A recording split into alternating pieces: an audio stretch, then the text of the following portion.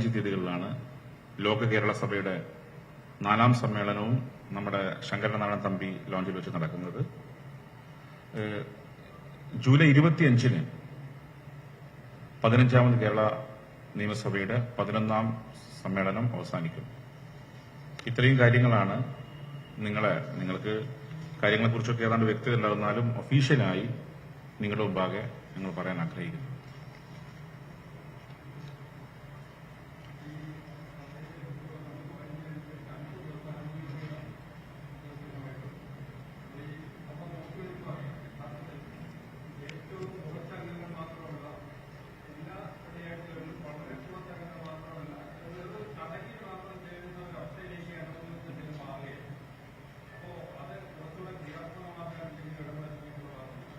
അല്ല, ഞങ്ങൾ ഓരോ ഘട്ടത്തിലും ചർച്ച ചെയ്തിന്.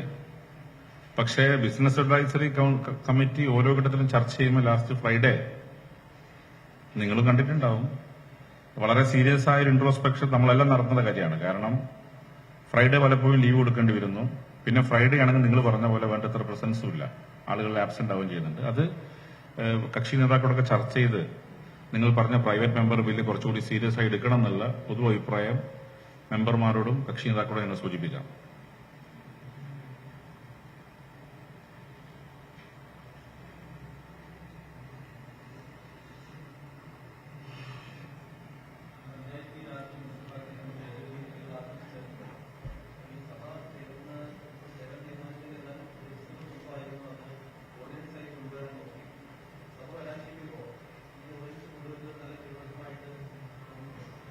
അല്ല, ഏതായാലും അതിപ്പോ ഫ്ലോറിലേക്ക് വന്നല്ലോ. ഫ്ലോറിൽ വന്ന സ്ഥിതിക്ക് ഇനിയിപ്പോ നമ്മൾ ചർച്ച ചെയ്യേണ്ട കാര്യമില്ല. ഏതായാലും വളരെ സംവാദങ്ങൾക്കും ക്ലോസ് ബൈ ക്ലോസ് പരിശോധനക്കും തിങ്കളാഴ്ച തന്നെ ഏറ്റവും അതിന്റെ സീരിയസ്നെസ് പരിഗണിച്ചുകൊണ്ടാണല്ലോ തിങ്കളാഴ്ച തന്നെ അത് ഫ്ലോറിൽ വരുന്നത്.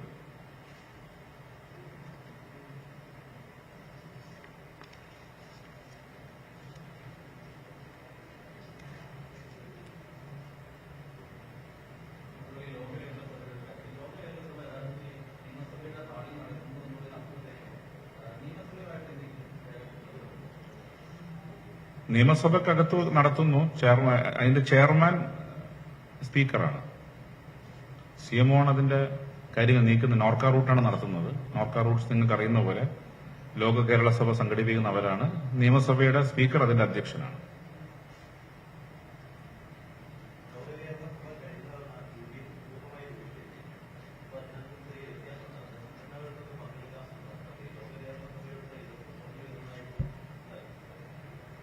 ലോക കേരള സഭയിൽ എല്ലാവരും പങ്കെടുക്കണം എന്നാണ് പൊതുവിൽ ചെയർ എന്ന നിലക്ക്, സ്പീക്കർ എന്ന നിലക്ക് എന്റെ അഭ്യർത്ഥന. ബാക്കി ഇപ്പോൾ ഓരോ മുന്നണി തീരുമാനിക്കേണ്ട കാര്യമാണ്.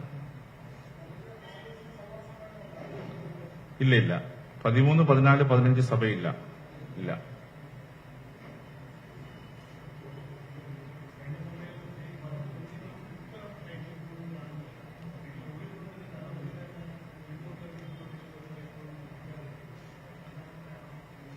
അല്ല, അത് പൂർണ്ണമായും ചോദ്യങ്ങൾക്കെല്ലാം ഉത്തരം നൽകേണ്ടതാണ്. അതാണ് നമ്മൾ സ്പീക്കർ നിലക്ക് റൂളിംഗ് കൊടുത്തത്. ആ റൂളിംഗ് പാലിക്കേണ്ട ഉത്തരവാദിത്വം മന്ത്രിമാർക്കുണ്ട്. ഏതായാലും ആരോഗ്യകരമായ രീതിയിലേക്ക് സഭ കൊണ്ടുപോകാൻ മന്ത്രിമാരുൾപ്പെടെ ഗവൺമെന്റ് പാർട്ടി സഹകരിക്കും. എല്ലാ ചോദ്യങ്ങൾക്കും ഉത്തരം നൽകുമെന്നാണ് പ്രതീക്ഷിക്കുന്നത്. ഒരു ഒപ്റ്റിമിസ്റ്റിക് വ്യൂ എടുത്ത് പോകാം നമുക്ക്.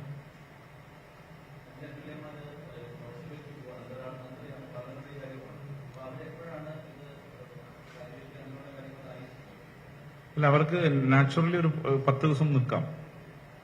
ജൂൺ 17-നുള്ളിലേ രാജിവെക്കേണ്ടതുള്ളൂ. രാജിവെക്കണമെന്ന് അവർക്ക് തീരുമാനിക്കാം. അതും അവരുടെ പവറാണ്, ഡിസ്ക്രിഷണറി പവറാണ്. 17-നുള്ളിൽ മാത്രമേ സഭയിൽ നിന്ന് ഒഴിയേണ്ടതുള്ളൂ. എങ്ങനെ? ജൂൺ 17-നുള്ളിൽ എവിടെ നിൽക്കണോ അങ്ങ് പോകണമെന്ന് അവർക്ക് തീരുമാനിക്കാം.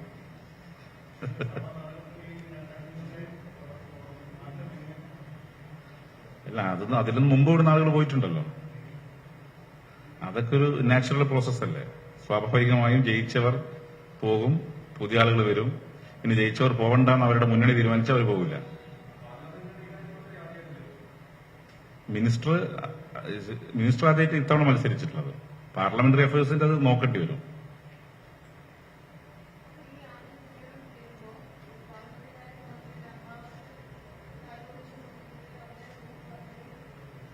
ആദ്യ സഭാ സമ്മേളനം ചേരും അദ്ദേഹം ഉണ്ടല്ലോ.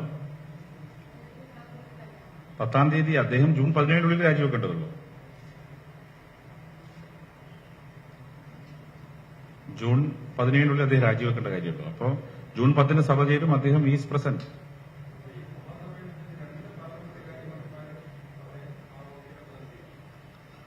അതിപ്പം പറയാൻ കഴിയില്ല.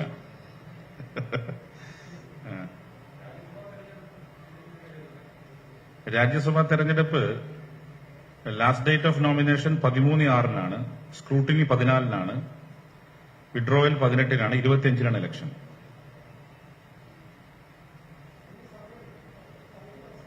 സഭ നടക്കാറുണ്ടല്ലോ, അത് ആ സമയത്ത് വോട്ട് ചെയ്യാൻ പോകുന്നേ ഉള്ളൂ.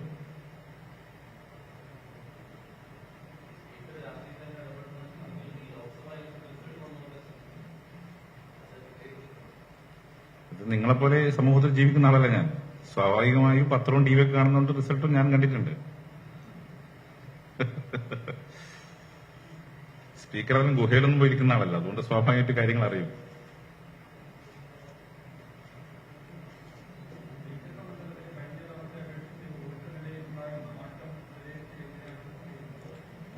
വോട്ട് ഭൂരിപക്ഷത്തിൽ കുറവുണ്ട്, ടോട്ടൽ വോട്ടിലും കുറവുണ്ട്. അത് സ്വാഭാവികമായും ഒരു തെരഞ്ഞെടുപ്പിനകത്ത് ഇടതുപക്ഷത്തിനെതിരെ ഒരു വരുമ്പോൾ സ്വാഭാവികം സ്പീക്കറുടെ മണ്ഡലത്തിൽ മാത്രം പിടിച്ചിരിക്കാൻ പറ്റില്ലല്ലോ.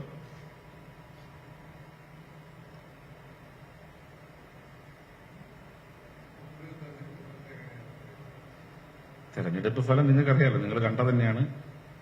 18-1-1 കഴിഞ്ഞ തെരഞ്ഞെടുപ്പിന്റെ ഒരു റിപ്ലിക്ക അതന്നെ ഉണ്ടായിട്ടുള്ളത്. അത് ബന്ധപ്പെട്ട മുന്നണികൾ ചർച്ച ചെയ്യും. ഞാൻ 2 വർഷത്തില്ലാത്തതുകൊണ്ട് അതിനെക്കുറിച്ച് കമന്റ് ചെയ്തു.